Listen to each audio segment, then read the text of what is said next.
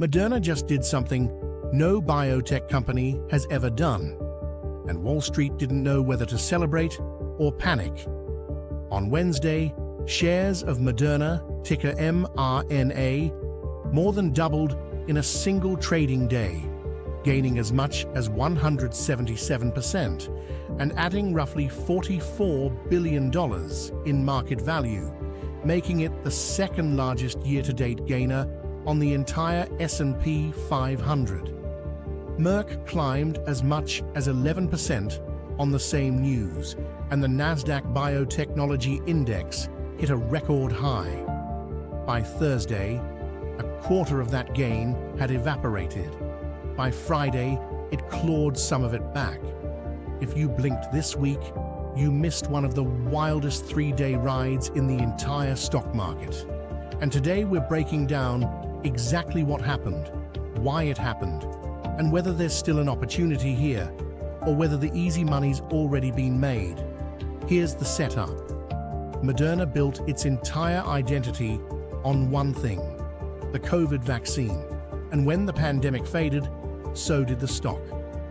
Shares fell from an all-time high, near $485 down, into the 20s, and full-year revenue collapsed nearly 40% year over year, with no clear second act, and years of skepticism from investors who weren't sure mRNA technology had a future beyond vaccines. That's the story going into this week. Then, on Wednesday morning, Moderna and Merck dropped a headline that changed the entire narrative. Their personalized cancer vaccine, called intismeran autogene, hit its primary and key secondary goals in a pivotal Phase 3 trial for melanoma. This is not a small deal. This is the first time in history that an individualized mRNA cancer vaccine has succeeded in a late-stage clinical trial for any company, for any cancer, ever. The trial, called Interpath 001, enrolled more than 1,100 patients who'd already had surgery to remove high-risk melanoma. Half received the personalized vaccine alongside Merck's immunotherapy drug, Keytruda. Half received Keytruda alone. The combination significantly extended the time before cancer came back and significantly reduced the risk of it spreading to other parts of the body, with no new safety concerns reported. Moderna's CEO called it as big a moment for the company as the day their COVID vaccine trial results came back positive in November of 2020, and the two companies now plan to file for regulatory approval within months. Here's the catch, and it's a big one. Neither company has actually released the detailed data yet. What we got Wednesday was a top-line headline, not a full data set. The real numbers won't be public until an upcoming medical conference, so the market added $44 billion in value to a company based on a press release, not a peer-reviewed result. And that's exactly why Thursday looked the way it did.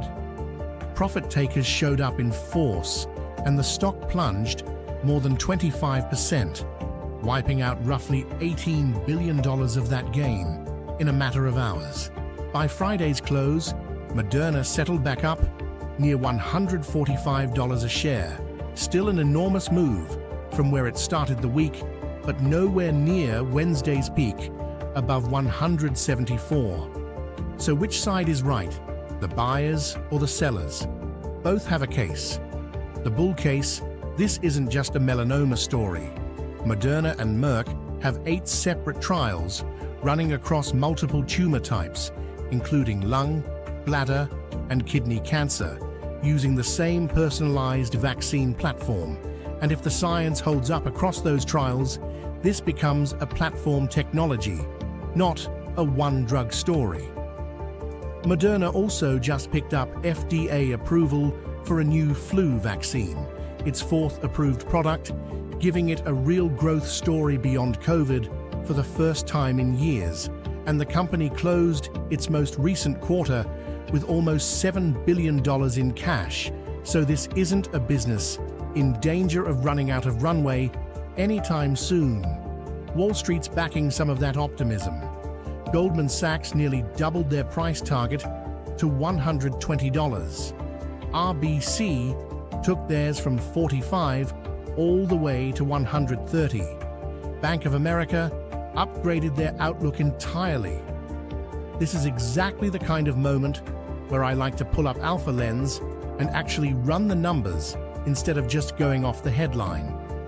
I typed mRNA into the bull and bear analysis framework, and it laid out both sides in about 10 seconds. The 8-trial oncology platform and the MF-Luciva approval on one side, the cash burn, and the unproven melanoma economics on the other. Basically, everything we just walked through, but scored and organized instead of scattered across a dozen articles. Then I ran the fair value stress test framework, which is built to flag exactly this kind of gap, when the price the market's paying gets way out ahead of what the actual disclosed numbers support. And that's a perfect segue into the bear case. The bear case, Moderna is still losing money, badly. Full-year revenue is down almost 40% from pandemic-era highs, and the analyst firm Barclays had previously pegged the total melanoma market opportunity for this exact vaccine at around $3 billion by 2035. Compare that to the $44 billion the market added in a single day. That gap tells you investors aren't pricing in melanoma alone. They're pricing in a broad oncology empire that hasn't been proven outside of one trial, with data nobody's actually seen yet, and even Goldman kept their rating at neutral after raising the price target, which tells you they like the story, but aren't calling the valuation a bargain. It's also worth remembering, this isn't the first time Moderna and Merck have touted early cancer vaccine data only to have the stock give back gains once the initial excitement faded, so a healthy amount of caution here isn't unreasonable. So what actually matters from here? 3 things. First, the full data release at the upcoming medical conference, where we finally see the real numbers behind Wednesday's headline, not just the top-line summary.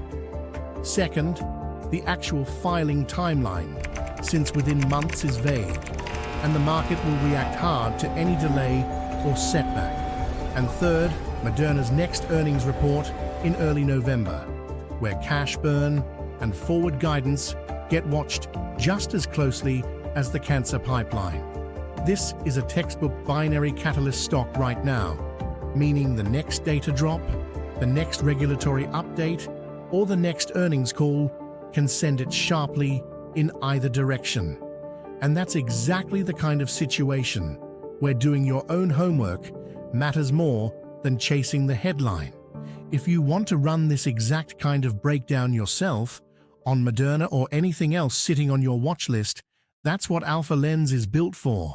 15 institutional-grade research frameworks, from earnings quality to fair value to management track record. And you can run it yourself for free at norrisai.us. Links in the description. New breakdown like this one every Saturday. So if you want to stay ahead of stories like mRNA before they're old news, hit subscribe and I'll see you next week. This is not financial advice.